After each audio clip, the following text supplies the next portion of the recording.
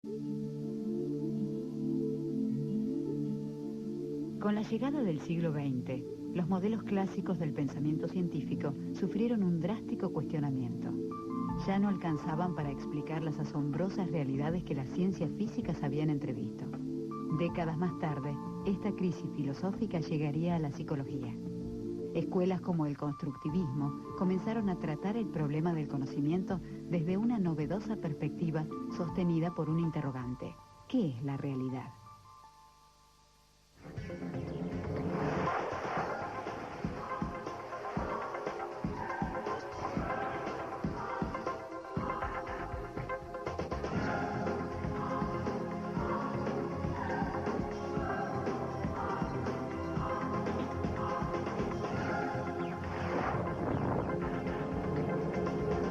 Constructivismo. Hasta el siglo XX, el pensamiento científico y filosófico estaba sostenido por la idea de un mundo independiente de la experiencia humana. Según esta concepción, los fenómenos de la realidad se producían indiferentemente del observador, quien por medio de los sentidos y el uso de la razón tomaba conocimiento de ellos.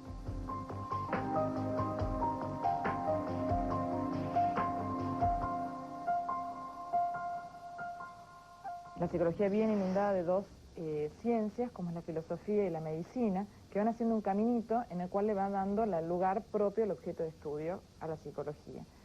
Dentro de estos caminitos, precisamente, la psicología viene todo en el comienzo del siglo XX impactada por el positivismo, que era lo que reinaba en ese momento como movimiento filosófico, histórico, y le viene a dar respuesta al planteo que se hacía, a la búsqueda de orientar sobre lo que le pasa al ser humano, que venía en un peso mayoritariamente desde la conducta, o sea, venía prioritariamente trabajándose estas líneas desde el comportamiento humano. Durante las primeras décadas del siglo, las nuevas teorías físicas como la relatividad, formulada por Albert Einstein, y la cuántica, por Max Planck, llevarían a incluir cada vez más al observador en el fenómeno mismo. En 1927, el físico alemán Werner Heisenberg formuló su célebre principio de incertidumbre.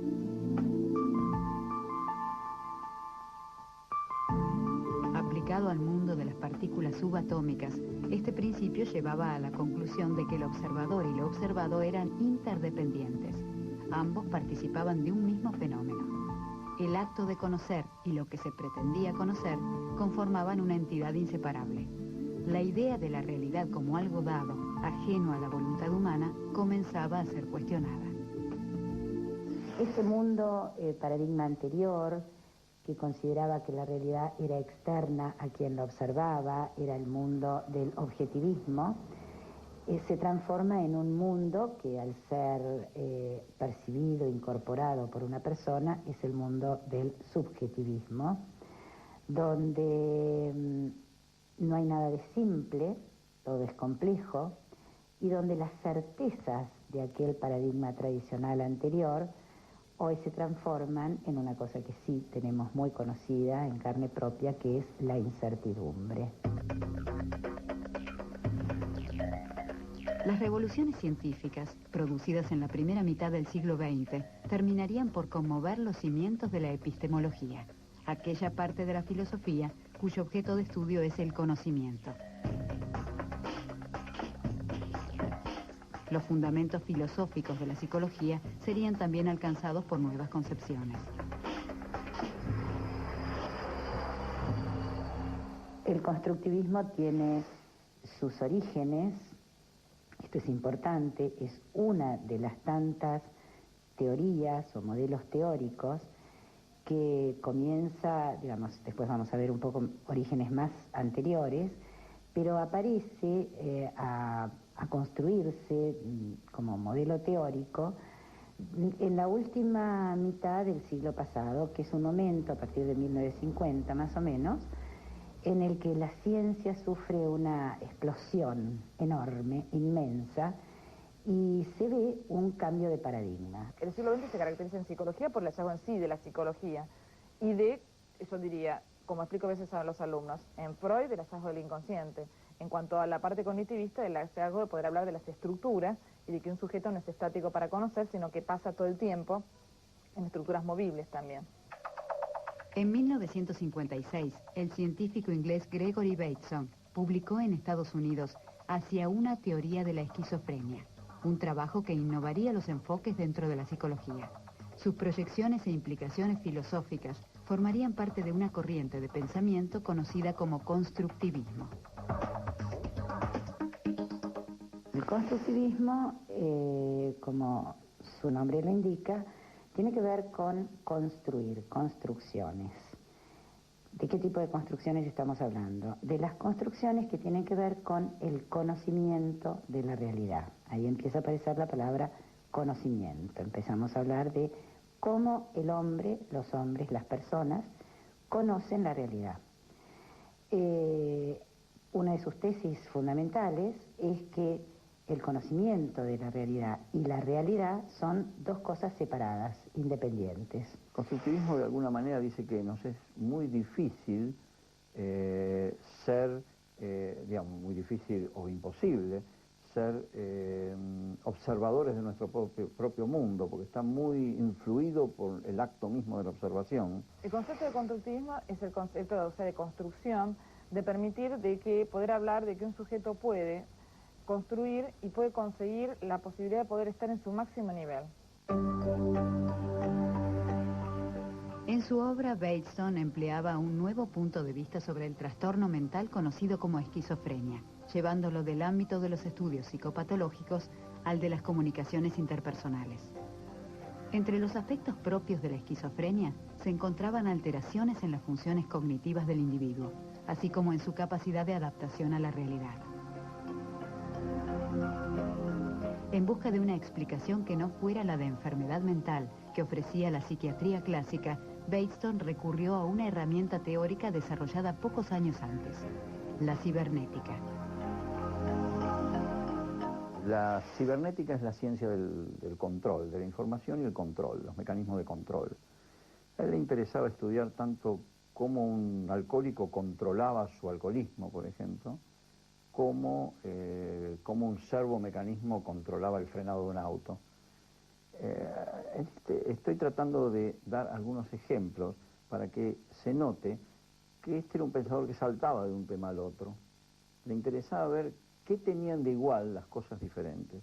O sea, cuál era lo que él llamaba, qué pauta conecta una cosa con otra.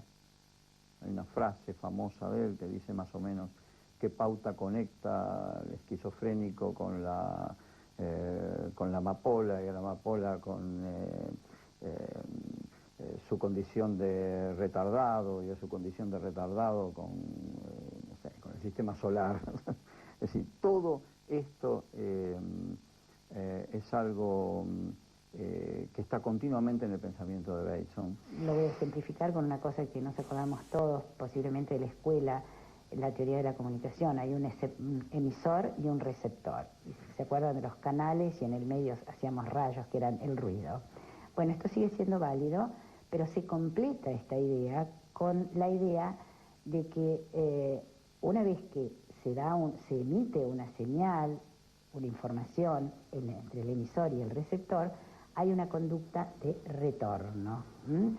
Hay una retroacción desde el receptor nuevamente hacia el emisor. Bateson lleva al campo de la psicología clínica y de la psiquiatría esta concepción.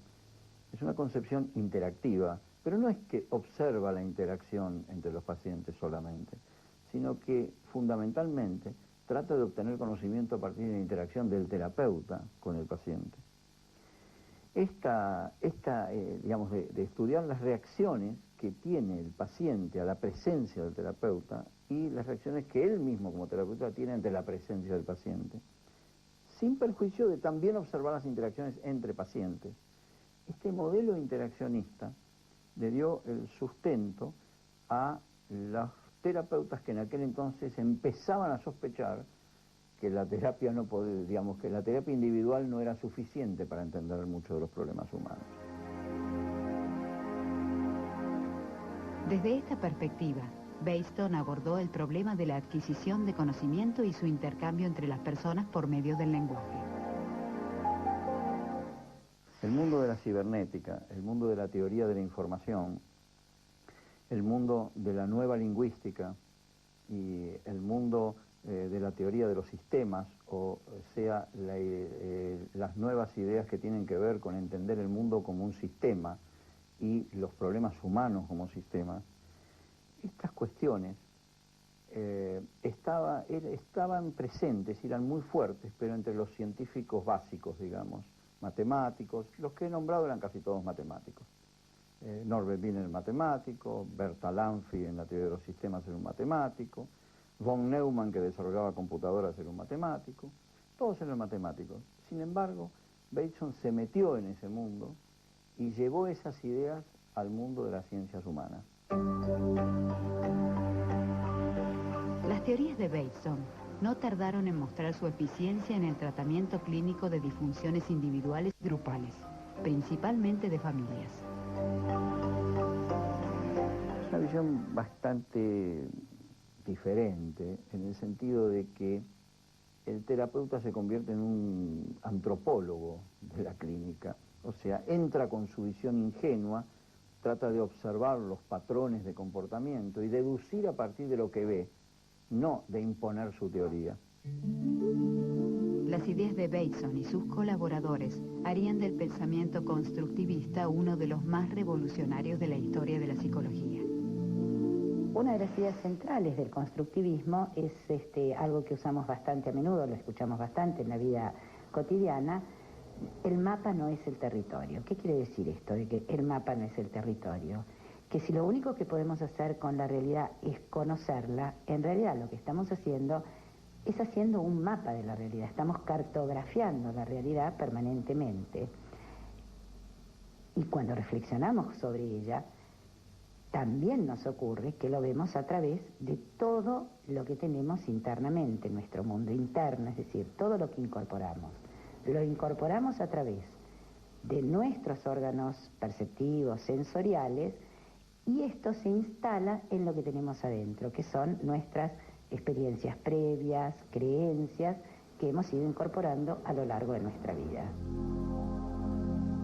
Una de sus concepciones fundamentales era que la realidad no existía como algo dado en forma independiente de la experiencia, sino que era en gran medida una construcción humana y social. El conocimiento, por lo tanto, no era concebido como el descubrimiento de una realidad objetiva. Hasta ese momento, el objeto a conocer y el sujeto que conocía eran considerados de forma independiente y tenían una existencia previa al acto de conocimiento. Para los constructivistas, era en ese momento cuando ambos cobraban entidad.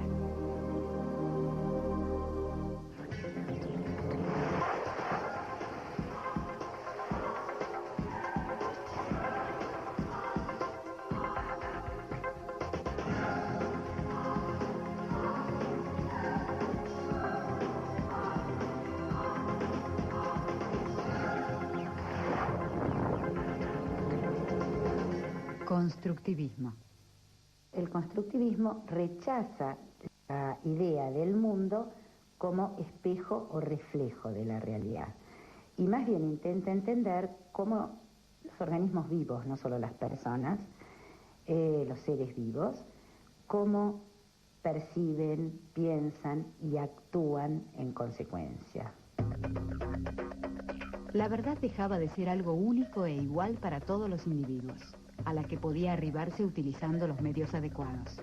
Era, en cambio, una construcción subjetiva, cuya validez se sustentaba en un acuerdo entre las personas, establecido por medio del lenguaje.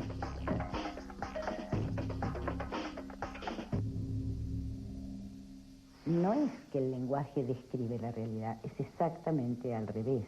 El lenguaje crea realidades. No es el lenguaje reflejo del mundo, sino el mundo es reflejo del lenguaje que usamos para llamarlo, denominarlo.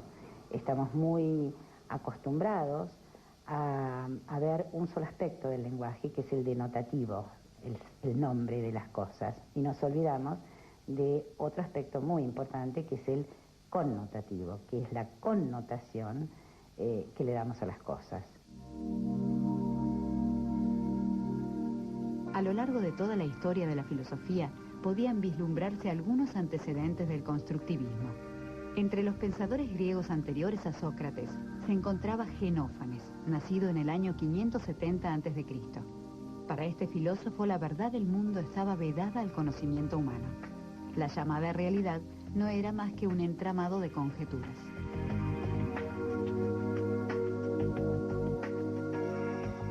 Los escépticos, Genófanes y Sixto, hablaban de cómo lo único que percibimos, lo percibimos a través de nuestros sentidos, y cuando queremos constatar si esa percepción es real, entre comillas, real o no, en realidad lo que volvemos a hacer es constatarla nuevamente a través de nuestro sistema perceptual y conceptual.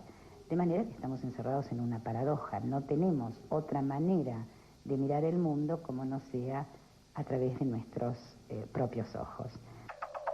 En los siglos siguientes, filósofos como los alemanes Immanuel Kant y más tarde Friedrich Nietzsche expusieron concepciones afines a lo que sería pensamiento constructivista. Kant explica claramente que la manera que tenemos de experimentar el mundo es a partir de nuestros aparato sensitivo, y que estamos siempre atrapados desde nuestro aparato perceptivo sensorial en las categorías de espacio y tiempo que cada uno de nosotros tiene. El filósofo y psicólogo ruso Lev Semenovich Vygotsky, nacido en 1886, fue uno de los principales teóricos del constructivismo. Hacia fines de la década de 1920, postulaba que el conocimiento era una construcción determinada por un contexto social. Aplicado principalmente al estudio de los fenómenos sociales, su pensamiento revolucionó el mundo de la pedagogía y la educación. Todo lo que incorporamos está socialmente, de alguna manera, ya pautado, y esto es la interacción social entre las personas, las conductas interpersonales, se dan primero en el mundo social para recién después ser incorporadas al mundo intrapsíquico o personal. En 1959, un antiguo colaborador de Gregory Bateson, el psiquiatra norteamericano Donald Jackson, fundó en Palo Alto, California, el Mental Research Institute. Y es una institución que se orientó fundamentalmente a desarrollar modelos de trabajo clínico.